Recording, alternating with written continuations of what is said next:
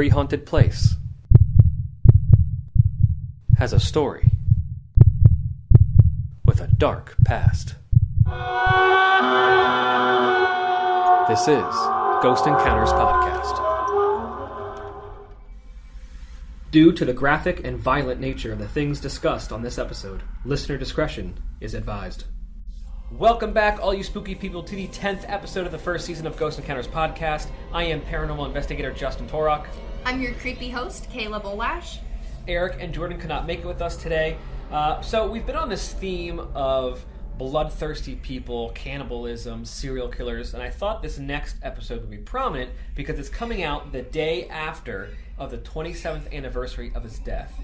Today, we are talking about Jeffrey Dahmer, aka the Milwaukee Cannibal. Jeffrey Dahmer was convicted serial killer and sex offender, murdering 17 males between 1978 and 1991. Jeffrey Dahmer shocked the world as this was one of the first public court cases of modern-day cannibalism. Jeffrey Dahmer would lure young men, as young as the age of 14, to his home. He would promise them money for pornographic photos or even sex, but those men never left. They were then drugged, strangled, beaten, lobotomized, dismembered, and some even eaten. So I know, Kayla, you are a little obsessed with Jeffrey Dahmer. I do have a slight obsession with the history of Jeffrey Dahmer, both his crimes and his childhood as well, which I found really interesting. There isn't too much on his childhood, so you really have to go off of what he said about it, and even friends, teachers, and parents, which a lot of the time have a lot of contradicting statements. So everything that you learn about his childhood, you kind of have to take with a grain of salt, because everyone disagrees on how he was raised. Right, and his family kind of moved a lot, so no one really knew him for a very long period of time. Nope. All I know about his childhood, he was born in Milwaukee, Wisconsin on May 21st, 1960, to Lionel and Joyce Dahmer.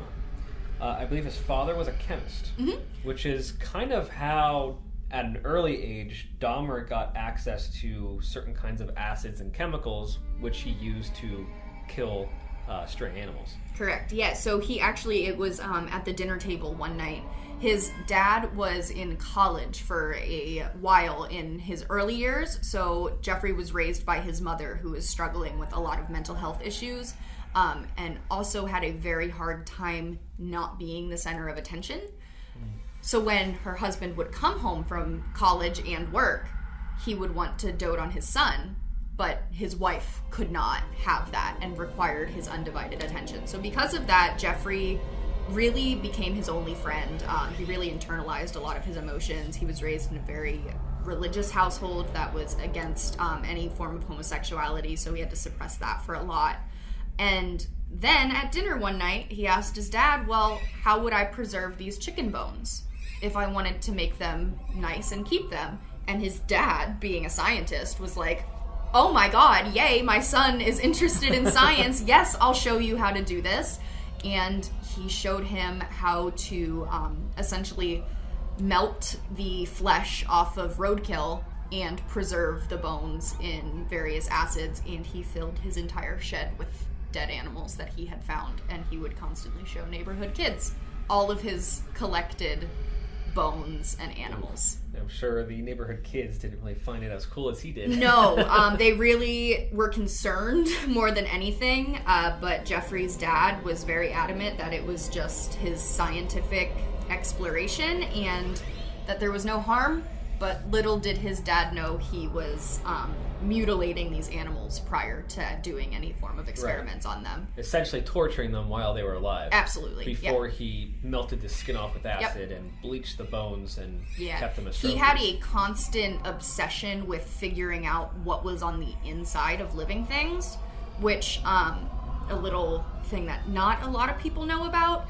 he did have a double hernia surgery at the age of 4 years old. Right. That was never explained to him as a child.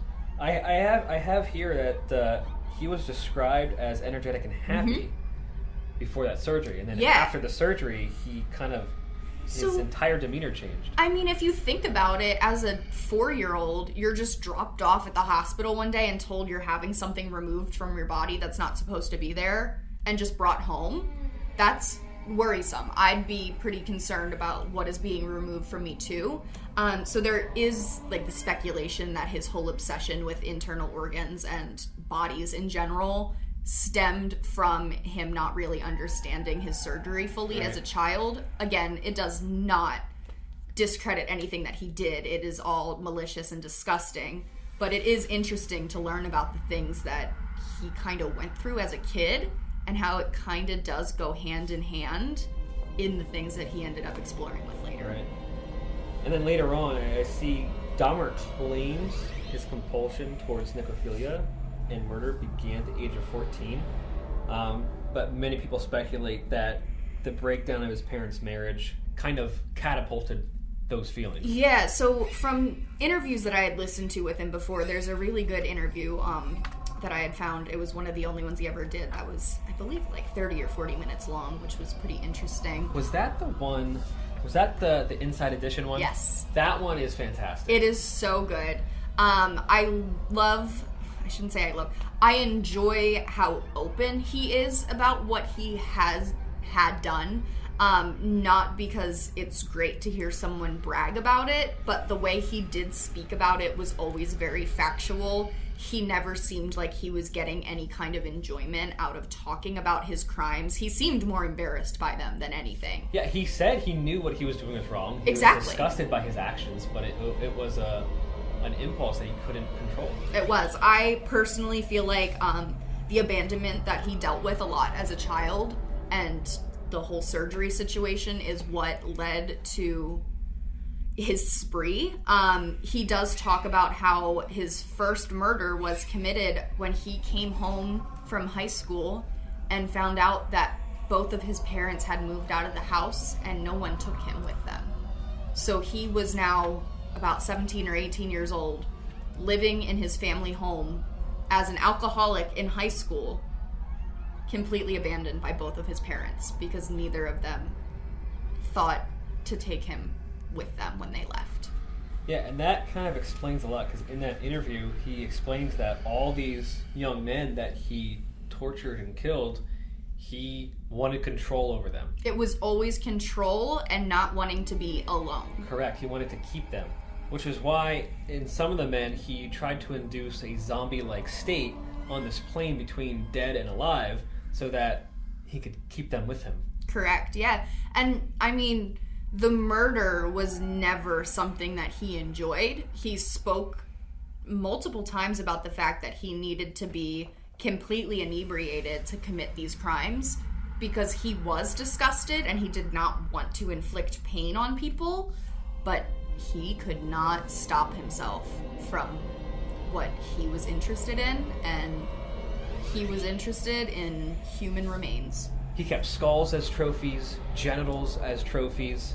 It's kind of strange because he didn't have this urge of cannibalism at first. It kind of just something that happened halfway through these murders. Yeah, he always said it was more of something that he was curious about in a sense of keeping them with him longer, which I guess he isn't really familiar with how your stomach works, but he did say eating them, he felt like those men then became a part of him. Yes. Yep. Which again goes into wanting to keep them and not wanting to be alone. Yeah. I think that is what stemmed or started my entire obsession with Jeffrey Dahmer, is the fact that there is so much backstory that goes into what he did. He did some heinous things, but I can understand how someone who is mentally ill and already has these things in their brain, how it could lead to that. Yeah. Speaking of eating people, there's one of my favorite quotes by Jeffrey Dahmer, and I hate to say favorite because everything he did was awful. I don't want anyone to think that we like what he did. In no way, no. It's all awful. It's just very interesting to us. But this quote is, "I ate someone with a tattoo once. The ink made the meat taste like shit. Eat garlic to avoid vampires. Get a tattoo to avoid cannibals." I guess we're safe. And we're pretty safe over here, I guess. We can mark ourselves safe on Facebook from cannibals. Yeah, we can. I thought one of the most interesting things in his kind of profile that he had with his victims was that even from day one, the way he picked people up never really changed. No, and he was kind of crafty. He was. The first one was a hitchhiker that was, hey, you want some weed and beer, and then I'll take you to your concert. No big deal. He would always promise them something. Yes. To take them to his place, whether or his grandma's place, or sex or whatever. So he's definitely crafty with how he picked these men up and lured them to his place where they would eventually die. And he was a smooth talker, a decent-looking man. Like he was very smart. Like, you could tell in the interview that he's very articulate. He's smart. He's calm. Yeah. He's not like. I don't think anyone. You don't get the sense of an aggressive, violent man. I don't think anyone ever would have looked at Jeffrey on the street before his arrest and thought, that man is a danger to society. He worked at a chocolate factory. Yeah. Like, he's Willy Wonka. Come on. If Willy Wonka ate people, sexually assaulted and ate all the Oompa Loompas. Well, the Oompa Loompas had a very scary backstory in that Johnny Depp version. I'm just saying. Before we get off topic, let's get into a timeline of things that happened. So June 1978, Dahmer kills his first victim. Dahmer said he was coming back from a shopping mall in 78, and he always had fantasies about picking up a hitchhiker and taking him back to the house and having complete dominance and control over him. Mm-hmm. Well, this hitchhiker that he found at this mall was 18-year-old Stephen Hicks. Dahmer took Hicks to his parents' house in Ohio, where he strangled and beat him with a barbell before dismembering the body and placing it in trash bags. Dahmer wouldn't murder again until 1987, but some things happened in between that time. Oh, there were some crazy things that happened in between that time.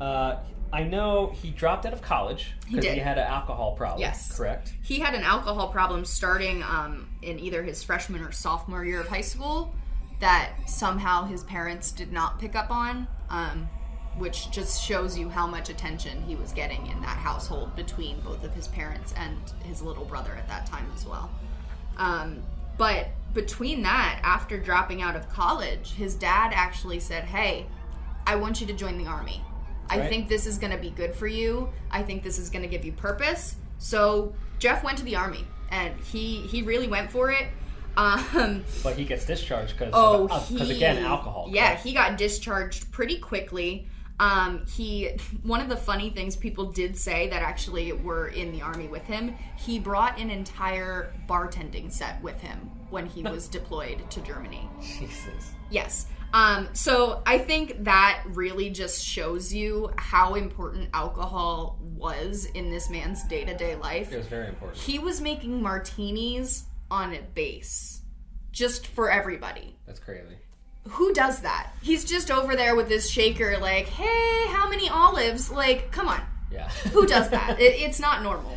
In the interview, Billy asked, like, why didn't you kill anyone while you were overseas or while you were in the military? Why'd you wait so long? He just said there wasn't an opportune time to do this. Correct, nor did he have a location to do this, but the urge was always there. It was always there. There was an alleged / possible rape that happened while he was in the Army. I could see it. It is alleged that he did actually overpower someone in the infirmary, which is where he worked. He was a medic. So there was an... Wow. Yes. Okay, so that even makes a lot more... I didn't know that. That makes a lot more sense, yeah, too. So he was a medic in the war. So I actually have it written down. He was a combat medic in West Germany, and while he was taking care of one of the infirmary patients, this man has come out and said he was raped by Jeffrey Dahmer. It would make sense, because the guy's in a state where he can't really defend exactly. himself, and Dahmer had control. Exactly, and it fits his MO. It fits it perfectly. Dahmer was deceased by the time that statement came out, so we have never had a chance to hear if he would confess to it. Right. Personally, I feel like maybe he doesn't even know that it was something he had done. He did confess to all of his crimes that he remembered, and he said one of his first murders in Milwaukee, he did not remember, but he knows he did it because he woke up next to the body. Yeah. So I feel like there could possibly be more victims, whether they're murder or just assault victims out there that he does not know about because of his alcohol problem. Right. So he was discharged September 1981. He returns home, and his parents are just like, I don't know what to do with you. So they said, why don't you go you're going to live with the grandmother, hoping that she would be able to kind of turn his life around. So Dahmer's parents sent him to live with his grandmother in Milwaukee, Wisconsin. Shortly later, August 1982, Dahmer's arrested already. Yep. For indecently exposing himself at Wisconsin State Fair Park. He was convicted and fined just $50. That's yes. it. Yeah, that was it. So now he has an arrest record starting. Yep. Then, in 1986, he's charged with disorderly conduct. He's arrested for masturbating in front of 2 boys. Dahmer told authorities he was merely urinating, but he was charged with disorderly conduct and was sentenced to 1 year of probation and to undergo counseling. Yes. So now he did something else. It's crazy how these arrests build. And like no one put pieces together. Never. No one charged him with anything worse to keep him off the streets. And I honestly feel that a lot of this, because if you see later on, we'll talk about how the cops did catch him with some of his future victims and released them.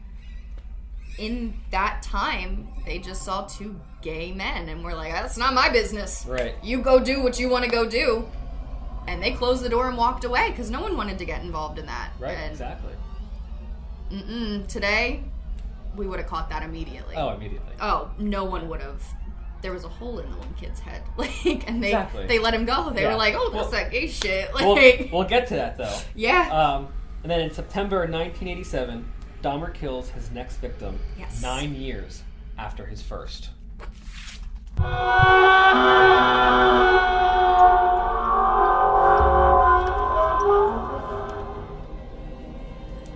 Ghost Encounters podcast is sponsored by the Eric Ledbetter team with Iron Valley Real Estate. Contact the Eric Ledbetter team for all your real estate needs. Visit theericledbetterteam.com. Also sponsored by Phoenix Fire Media.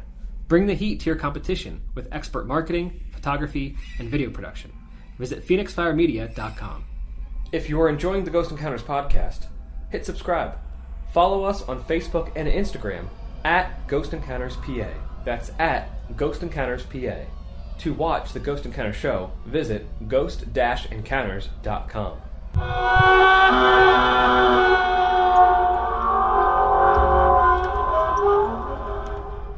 His next victim was Stephen Tuomi, 24 years old. He took him back to a hotel room. Dahmer says he awoke following the morning to find Tuomi dead alongside his bed. And he said he had no recollection of this, but he knew it was him that pretty much beat him to death. Yeah, he beat his chest open, essentially. Yeah. Yeah. And so Dahmer decided to place the body in a suitcase and transport this body to his grandmother's basement, where a week later he dismembered it and placed it in the trash, except for the head, which he retained for a further week before boiling it in industrial detergent and bleach, and then eventually destroying the brittle skull. Yeah. Then, October 1987, Dahmer lures another victim. He brought 14-year-old James Dockstader to the basement of his grandmother's house. He promised him $50 in exchange for posing for nude photos. After that, he drugged him, strangled him, and disposed of his body in a similar fashion as Tuomi. In March 1988, Dahmer meets his next victim outside a gay bar. He met Richard Guerrero outside a Milwaukee gay bar, and Dahmer offered Guerrero $50 to return to his grandmother's house and spend the night with him. So here we have, again, Dahmer is wanting not to be alone, right? Yeah, it's just the companionship. He's even worth paying for it. He's hit the point where he does not care how he gets somebody. He just needs their undivided kind of attention, but not also really living. Right. In a sense. When Guerrero got there, Dahmer drugged him with sleeping pills, and then Dahmer strangled him and performed sexual acts on the corpse. Then the same year, September 1988, Dahmer's arrested for sexual assault. Dahmer's grandmother became annoyed with him bringing other men to her house late at night, and she said there were foul smells emitting from the basement. So she told him to move out, and within days of getting a one-bedroom apartment, Dahmer was arrested and charged with second-degree sexual assault and enticing a child for immoral purposes. After luring 13-year-old Kaizen Synthasomphone back to his apartment where he drugged and molested the boy, but the boy escaped, taking the story to the police. Dahmer spent a week in jail before being released on bail. Did you know, while Dahmer was in jail, he was working at the chocolate factory, and he was able to leave jail to go work. On a work release. On a work release. And while he was living with his grandma, he had a wooden box with a lock on it in his closet that held the genitals of one of his victims in it. Prior to him moving out, his dad discovered the box and demanded that he open it, to which Dahmer refused profusely. Well, of course. So his father took the box down to the basement and took a hammer to it. But before he could crush the box open, Jeffrey said, "Okay, let me go get the key." He took the box, he put some gay porn in the box, and hid the genitalia back in his closet, and opened the box of gay porn in front of his father. And his father lost it. Well, imagine how much more he would have lost it if he saw some dicks in the box. Honestly, it's my dick in a box! So, while he was in jail, he still had that dick box in his work locker. He also said that he transported a head back and forth between work and home, kind of as like flaunting it almost. He didn't want anyone to see it, but it was like the living on the edge of like, you don't know that I have somebody's head in my work locker. But that was probably one of the most jarring things I found out, was that he was storing body parts in the locker at the chocolate factory. Yeah, that's crazy. Yeah. Then in March 1989, Dahmer kills his fifth victim. Aspiring model Anthony Sears, age 24, met him outside of a bar. Dahmer was fearing that his apartment was being watched by the police after the stuff that happened with the sexual assault of Kaizen. So this one he actually brought back to his grandmother's basement, drugged him, and strangled him. But Dahmer took trophies, storing and preserving his head and genitals, which, like you said, kept the genitals in a wooden box. Yes, and he did. He stored the head in a bag that he transported back and forth between work and home. Dahmer was sentenced to 12 months of jail time and 5 years of probation for second-degree sexual assault. He was permitted on a work release, as you said, in order to keep his job at the Ambrosia Chocolate Factory in Wisconsin. He was also required to register as a sex offender. He was paroled from jail 2 months early, and then Dahmer rented an apartment at 924 North 25th Street in Milwaukee. Apartment 213. Apartment 213. Did not know that. So Milwaukee at the time was known for the show Happy Days. Yeah. it was like a happy town. So when this came out, people were mortified and shocked. Oh, like, absolutely. This was the absolute worst thing that those cops had ever seen. Oh, the worst thing. I mean, one of the detectives who went in and arrested him said when he opened the refrigerator, there was a head with its eyes wide open and its tongue sticking out of its mouth. Yeah, there was nothing in the fridge but the head and condiments. Ketchup, mustard, relish. The freezer is where he kept all the mussels, because he was really into filleting his victims. Gotcha. He liked the biceps and the triceps. Were his this favorite. this apartment has to be insanely haunted because it is torn down. It's torn down. They tore down the entire building. I can imagine that. Very shortly after, I believe, his death. You can't get rid of that smell. No. And you don't want to taint it with the murder. There was the murders. There were all of the people that lived in that building during these crimes that had no idea. If you've eaten recently, skip 15 seconds. But one of his neighbors said that he brought sandwiches to neighborhood events. And when they went into his refrigerator, there was nothing but human meat in there. So those neighbors potentially ate his victims as well. Jeez. And there is one neighbor who has spoken out only 1 or 2 times now that said she will never forgive him no matter what, because she still to this day believes that she ate a sandwich made out of a human. Jesus. That's crazy. So yeah, they had to take that building down. It held a lot of really bad memories for not only the victims' families. Any idea what's there now, or is it just land? I'm not entirely sure.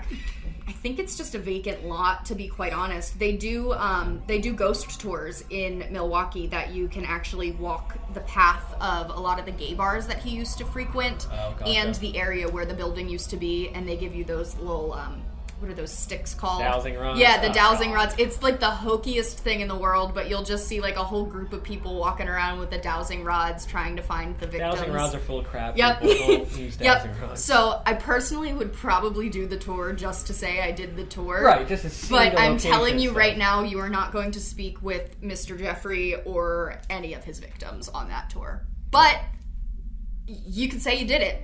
Right, exactly. All right, let's get back to the timeline. Yes. In May 1990, shortly after his release, Dahmer kills again. Just months after being released from jail, Dahmer killed Raymond Smith, a 32-year-old prostitute he offered $50 for sex. What's with him and $50? This is his go-to. That's his go-to. He was like, listen, if more than that, I just don't need to kill anyone tonight. It's like he's like, all right, well, 50 has been working, so let's just keep sticking. Exactly. It's like, this 50. is my murder budget for the night. Thank you very much. This was the first murder at the North 25th Street apartment. He drugged Smith, strangled him with his hands before taking Polaroid pictures of the corpse in suggestive poses. He dismembered the body in his bathroom.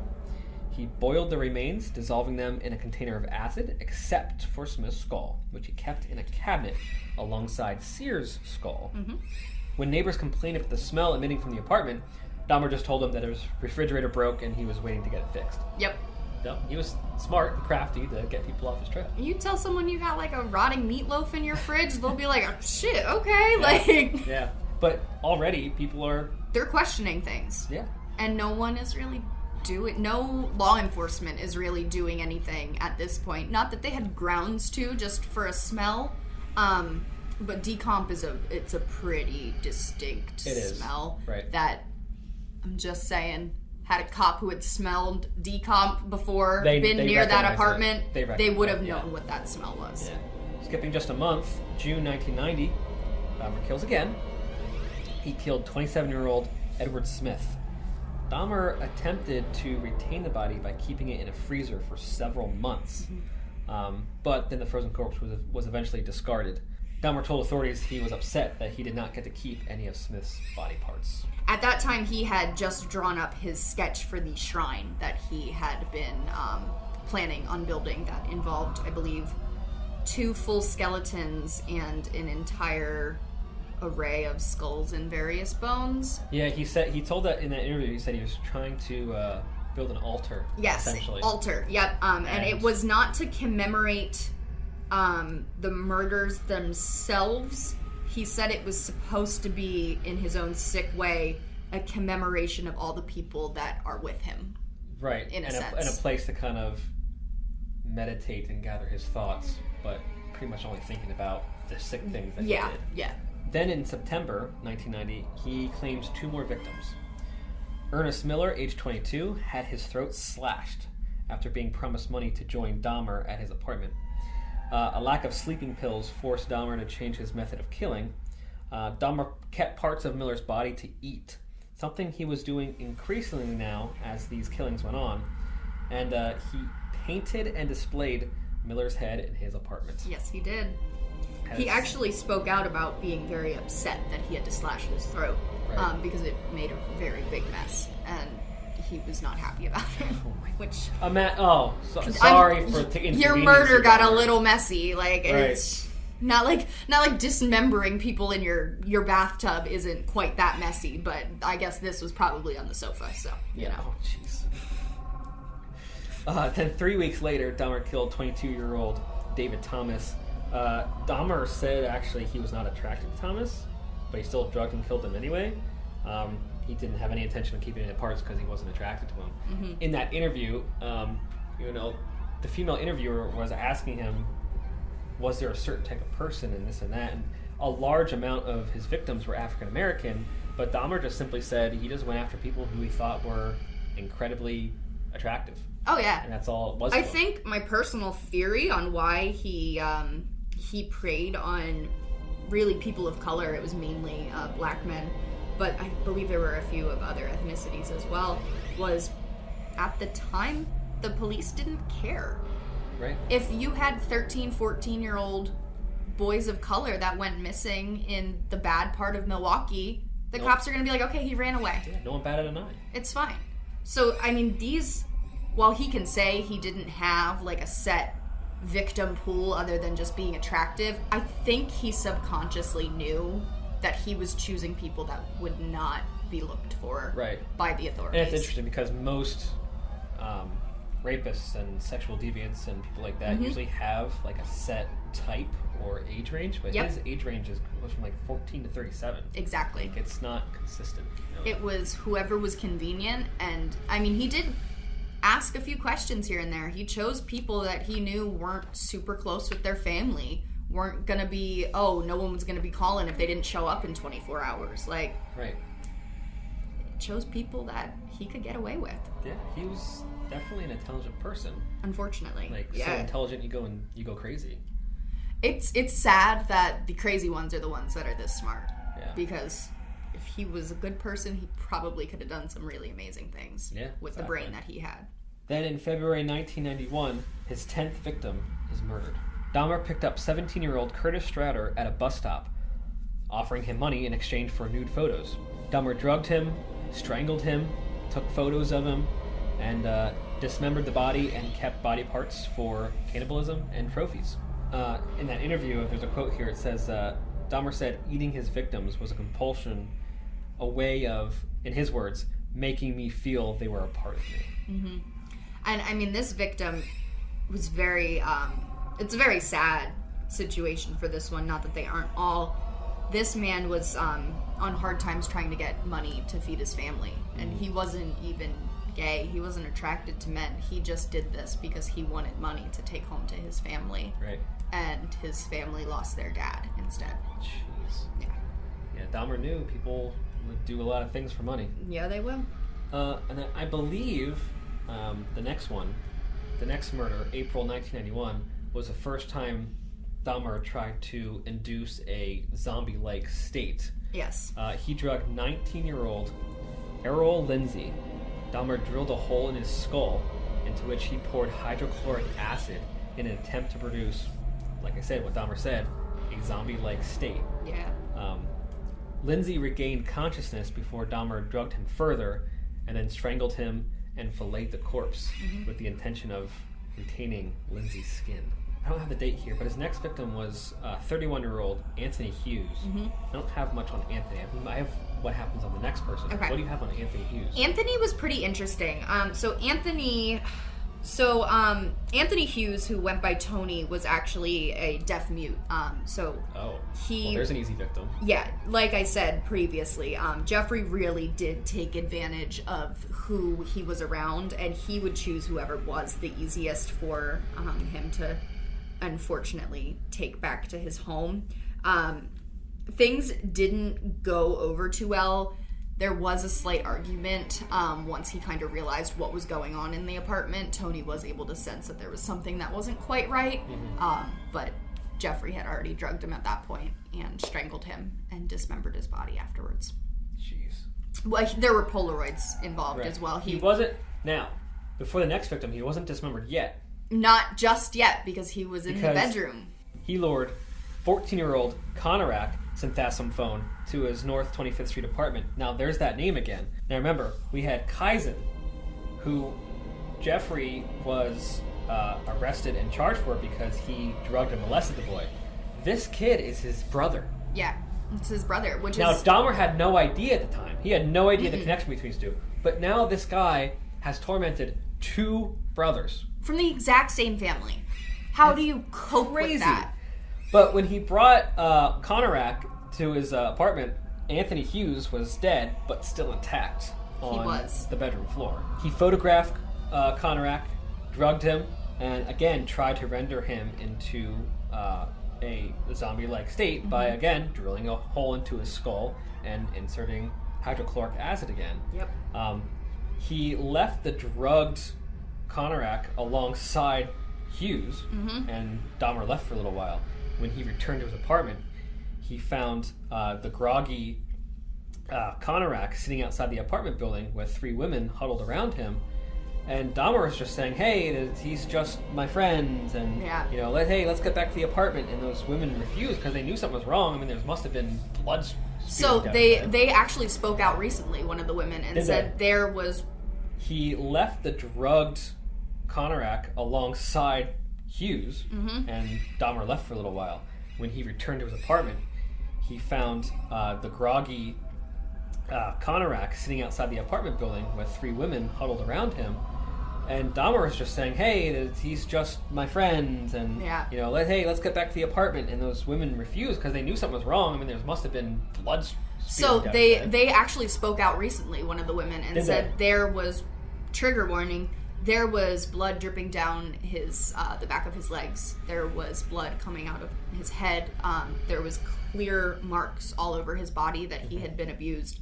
But they said he was completely naked while he was outside. And they said once they saw that he was bleeding rectally is when they knew that there was a serious problem. They didn't even notice the hole in his head at that point.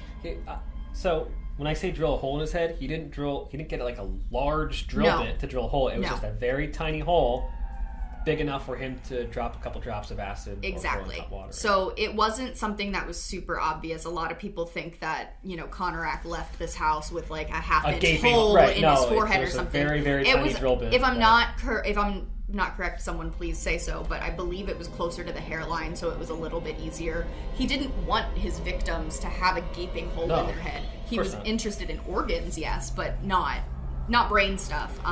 He just wanted zombies. And the woman's like, no, and the cops are here. Like, this is not okay. The cops did show up, and he was kind of just very calmly telling the cops, oh, he's my boyfriend. He's Don't 19. Worry. He's my boyfriend. We just had a dispute. We're both drunk. And he actually invited them into the apartment, and they did notice a strange odor. But like I said, these cops at times, they never smelled a dying body before. No, and he also told them that he had a fish that died recently.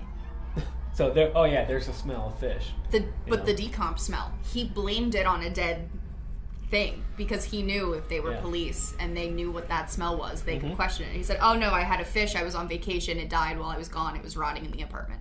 The cops were just like, okay, little domestic dispute, whatever, we're not getting involved. Because cops really don't like to get involved in domestic disputes. Absolutely even not. Today. No. And he got away with it. This kid almost escapes. He probably would have been somewhat brain dead, but he almost escaped. Yeah. But Dahmer got him back in. He did. And what did he do? He dismembered him and the other guy's body and kept both of their skulls. He tried to perform a second lobotomy on him too. After that, he was he still was not done with Konarak at that point. Okay. He did try a second lobotomy that he died almost instantly from, and he dismembered them both right then and there. But it is just mind-boggling to me because not only was the other victim's body in there, all of the Polaroids of the decomposing and deconstructed bodies of his previous victims were all just laying around. He was very close to getting caught. If they would have walked into his bedroom, he would have been done. Oh yeah. Then in June 1991, Dahmer actually meets a victim in Chicago, not Milwaukee. 20-year-old Matthew Turner. He persuaded him to travel to Milwaukee for a photo shoot. And once again, so this boy travels from Chicago to Milwaukee, promising I'm going to do a photo shoot for you and this and that. And once again, Dahmer drugged him, strangled him, dismembered him, kept the head and some internal organs in bags in his freezer. Yeah. He was that persuasive and that smart and that charming that he persuaded a 20-year-old to go from Chicago to Milwaukee for a photo shoot. Again, money. People do just about anything for money. And he knew that. Yeah. Then July 7th to July 19th, 1991, 3 more victims were killed. Dahmer chose another victim from Chicago. He promised Jeremiah Weinberger, age 20, a weekend away at his apartment in Milwaukee. Dahmer didn't do the murder until the day after the arrival. Weinberger voiced his intention to leave, and of course, Dahmer doesn't want him to leave. So I don't have too much on Jeremiah. What else did he do to Jeremiah? Jeffrey described Jeremiah as a very affectionate person in the bar. He was giving me blowjobs right in the bar and everything, he said with a surprise in his voice. So, I mean, he really did pick up men that he knew would be very easy for him to persuade back. They hit it right off the bat wherever they met. everyone's gonna trust you if you're already hooking up in a bar. Right. Like, come on back with me. Right. Everything. This guy obviously was attracted to him. So Exactly. when Dahmer offers him a weekend at his place, the guy's like, fuck yeah. Yep. So they stayed until about 3:45 a.m. and they got hit with last call. Had to go home, which is when they ended up taking a bus home together. And it really went downhill from there. When they got home, they embraced and had oral sex, which after Dahmer prepared him a treacherous mixture of a drink with sleeping pills. I wanted to see if I could find a way of keeping him with me without actually killing him, which was always his motive. So it sounds like at this point he was trying to see if he could induce a coma with the sleeping pills in the alcohol at this point to see if maybe that would do anything. It ultimately didn't work, and he was strangled, and he was then... It was a mess. So he squirted boiling water into his brain and performed a lobotomy on him as well, just like the last few. He woke up at the end of the day and the next morning, and he was pretty groggy. So he did survive a few hours after having this lobotomy performed on him, which could you even imagine being awake but not... Like, if something touches your brain, you're done for. Pretty much. What kind of a state is this human being in? Is he in fear? Does he know what's going on? Or is he just seeing a room? Who knows? That is we don't terrifying. Know. These last moments are absolutely terrifying. Yeah. I'm assuming you wake up with a headache. I mean, I would assume your brain probably hurts. Yeah. Yeah, it has to. He talked and he was a little dazed, and I thought I would be able to keep him that way. He really did. So Jeff says Jeff took a shower and brought Jeremiah with him. He said nothing about his head. There was no blood or liquid effusion of any kind. He was up for about 6 hours, just sleepy and indecisive, and he made no effort to leave the apartment. Of course, he did not know what had happened to him. So at this point, he didn't use acid on the lobotomy. It was just the water, which is why it seemed like it was kind of working a little bit. But the man clearly did not know what was fully going on. Right. And then at the end of the second day, he was still walking around. So I gave him another dose of pills and another shot of boiling water in the same hole. He left Jeremiah lying on the bed. The next morning, he returned to find him dead. He had fallen off the bed and was lying on the floor with his eyes wide open. I actually didn't know any of that. That was just a quick thing I found. It's crazy. It's unfortunate, but if you search his victims by name, you can find out a lot more information than you will find out just reading an overview of Jeffrey. Unlike other serial killers, Dahmer was just very open with what he did. He was. Caught, so he just... Which I think is a good thing as far as being a serial killer. To at least kind of give an idea of what you did, and so people can kind of so cops can get an idea of these are people that are out there. These are things we need to look out for. Right. And families, families do want to know what happened. It's sad. It's awful. But as much as you don't, closure. You don't want to know what happened, but you need to know what happened, which is unfortunate. It's crazy. Well, we have 2 more left. Yes, we do. Days after this one. Just days after this, Oliver Lacey agreed to pose for nude pictures for Dahmer. Went back to his apartment where Lacey was drugged. This time he was administered chloroform over the course of a day in an attempt to render him alive but unconscious again. So now he's trying chloroform to do this. Eventually, Dahmer strangles Lacey, had sex with the corpse, and stored the head and heart in the refrigerator and the skeleton in a freezer. And then 4 days after murdering Lacey, Dahmer was fired from his job. The same day, Dahmer lured Joseph Brandoff, age 25, to his apartment, strangled him, and laying the body on the bed where it remained for 2 days. And then he placed Brandoff's head in the refrigerator. Yep. So the reason he gets caught on July 2nd, 1991, is because Tracy Edwards, age 32, escaped from Dahmer's apartment.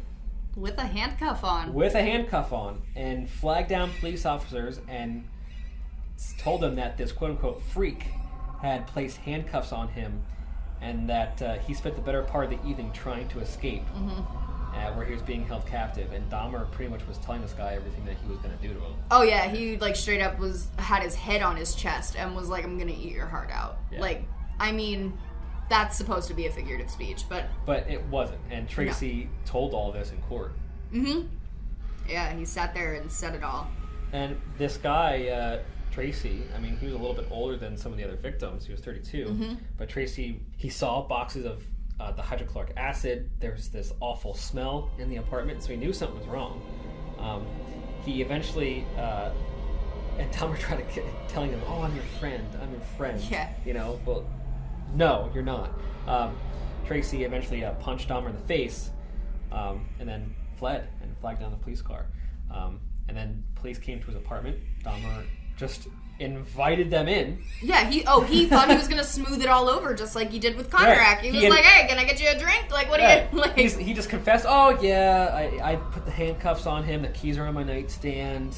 So again, he was probably trying to explain, we were just about to have sex. We're just being gay. And he was really hoping that the cops would just be like, "Nope, right, that's fine. Right. Do that." And, but one of the officers noticed a partially open drawer on the other nightstand and filled with Polaroid pictures of numerous bodies and different states of dismemberment. The cop shouted to their cop, "Cuff him." Yep. He tried to book it out the door, and they got him, and as soon as they got the cuffs on him, he was like, "So who do I talk to?" Yeah, he didn't even hesitate at that point. He was like, "All right." He did it. When he was caught, he was pretty much just like, "Well, I'm caught." He probably knew eventually this was going to happen. I think he had like the split-second reaction of, "Shit, gotta blast, like, gotta get out of here," and then he was just like, "They saw the pictures. Like, what are you gonna do? They're already in my house. I'm arrested. I got dicks in boxes. I got heads in closets. Like, there's no getting out of this." Exactly. And so Dahmer described pretty much everything he did to each of his victims. He did, yeah. He gave it all up. I don't want to say I respect him for that, because there's no respect for Jeffrey Dahmer. He is an absolute heinous monster who... He deserved the death he got, and it's disgusting what he did. But he did owe that to the victims' families so that they could have the closure and move on, and they don't have to sit there and wonder what happened to their babies every single day. Exactly. As hard as it may be to know what happened, close the chapter, and you can actually grieve at that point. Yeah. But in court, Dahmer actually pleaded not guilty by reason of insanity, and I honestly believe he was insane. I fully believe there was mental health issues there. God. A sane person does not do that. A sane person does not believe eating somebody is going to keep them with you. I personally feel like he should have been in a mental institution. I feel like there may have been split personality situations going on there. I'm obviously not a psychiatrist or a psychologist, so I don't know. But the way that he did flip back and forth between these personas, it was more than just skillful. Yeah. I mean, he had years of practice. He did. So he was actually tried in both Wisconsin and Ohio in the year 1992, and was convicted of killing all these young men and sentenced to 16 life terms. Yes. Dahmer did not spend that long in jail. No. Dahmer made a friend in jail who he would laugh with often about things that they did. The guy that murdered Dahmer in jail was named Christopher Scarver, and Christopher actually was telling people accounts where Dahmer would carve body parts out of the food and put ketchup on it as blood to taunt the other inmates. Which is what makes me think that there may have been some serious split personality there, because then other times you look at him and he seems like he really is sorry and disgusted in what he did, but then other times he's poking fun at it. I think that seems a little crazy to me. Yeah, I think this, he had a friend to talk to about it, so I think he kind of just... He went with it because he felt like he was safe. Yeah. So, Christopher Scarver was disgusted by what he did. He confronted Dahmer and said, "Hey, did you actually do these things?" And Dahmer was quickly looking for the door. And how did he murder Dahmer? He got a weight to the head, just like his first victim, Stephen Hicks, did. So, Jeffrey Dahmer took his first victim out of this world with a dumbbell or a barbell, and Jeffrey Dahmer was taken out of this world also with a dumbbell or a barbell. So it poetic justice, if nothing, right there. And Christopher Scarver admitted to murdering Jeffrey Dahmer. Oh, no remorse. He got another life sentence, and he didn't care. He pretty much said, "That's fine. The world is not going to miss a person like Jeffrey Dahmer." No, which they won't. No. So that's the story of Jeffrey Dahmer. The People Dahmer. Jeffrey Dahmer, the People Dahmer. Yeah, a.k.a. the Milwaukee Cannibal. Well, that's all the time we have for today. Stay spooky. And let's just try not to kill anyone. That's really my only advice for you guys.